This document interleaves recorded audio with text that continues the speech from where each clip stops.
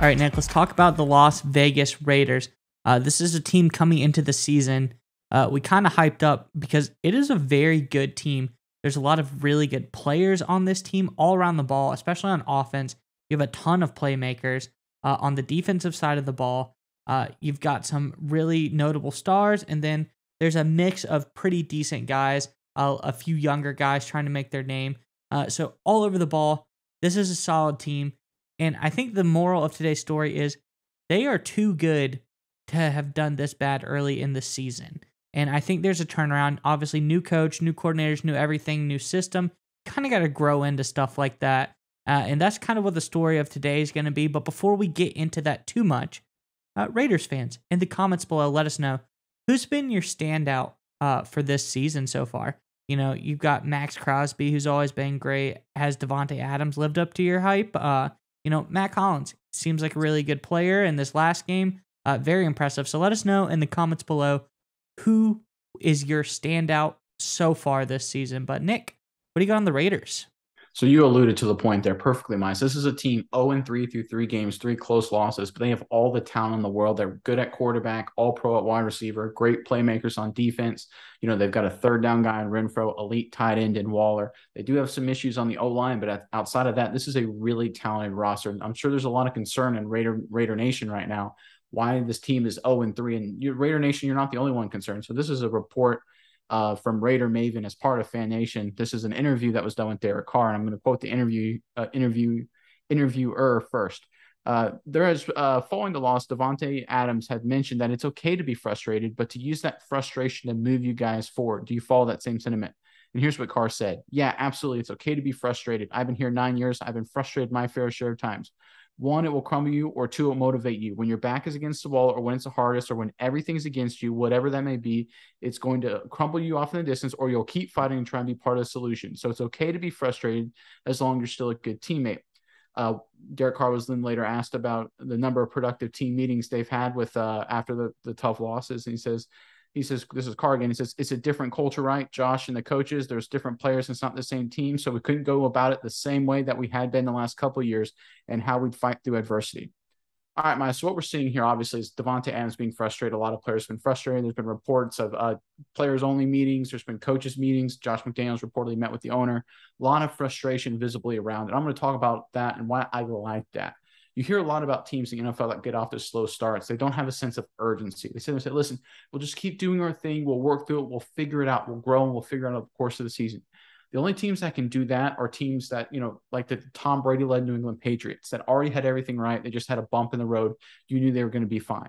For a team like the Raiders with all the new pieces, I love the sense of urgency, right? Because they're 0-3. They should be at least 1-2 with the Cardinals loss. They definitely shouldn't have lost. There are 3 close losses, right? And the understanding this is a business about winning and losing, and the Raiders have the talent to win, and understanding that sense of urgency and understanding getting everybody behind the room and making the plays that you need to win.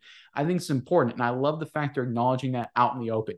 Too many times you have guys on this teams like on teams are like, hey, listen, we're just going to keep doing what we're doing. We're going to work hard every day.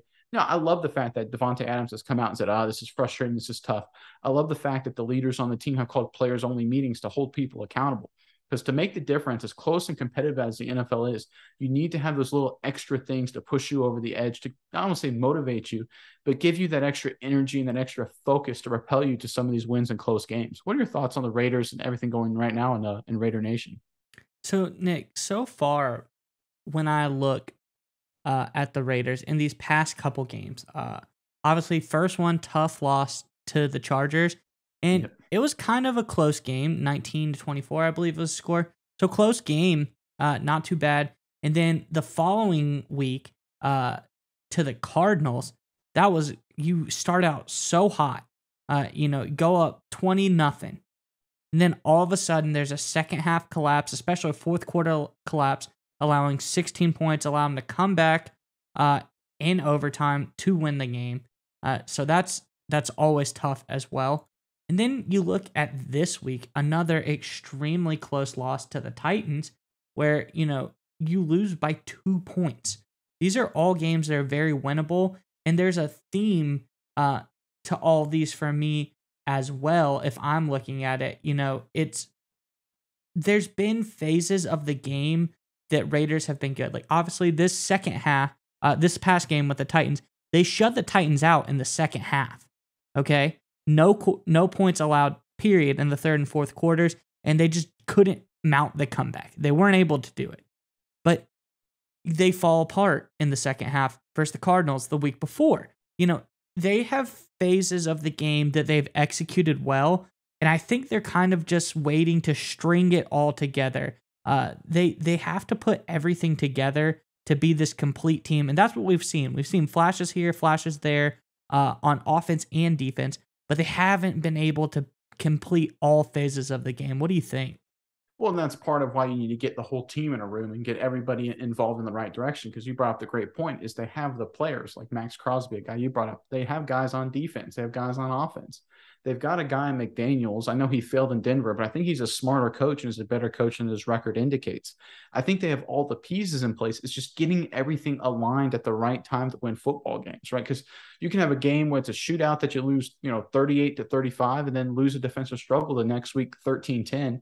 And, you just can't piece it together. You have to find a way to play complementary football and get everything geared together as a team. And look, it sounds very cliche, but the reality is when I played in college, that's a problem that we had. We were a very mediocre team, as you know. But the thing is that we could always have a good game defensively one week and then a bad game defensively the next week and alternate offensively. We could never play good complementary football. And that's because we weren't a just good team. We weren't very aligned very well. We weren't gelled together very good, headed in the right direction. And it's especially the same way in the NFL, because when the NFL is so brutally competitive, that's what a lot of people forget, is that the difference between the best team in the NFL and the worst team isn't as much as people think. It's actually pretty close. The average margin of victory in the NFL is 3 points. It's a very, very close game. So you need to have everybody go in the right direction to make those little incremental plays over the course of a game, especially in big moments that push you over the top. And look, there is a little bit, you hear me talk about this all the time in our videos, my regression to the mean. They're 0-3 with 3 brutally close losses. You can't literally go an entire season. No one's ever gone an entire season, 3-14 when they went 3-14 in one-score games. It's just not going to happen. And it certainly won't happen with this Raiders team with the offensive talent they have. That's why I think if they can just get everybody on board and get everybody focused and head in the right direction, you'll see a little bit regression towards the mean, and you'll see the points flip their way a little bit. Instead of losing those close games, they're going to win some of these close games.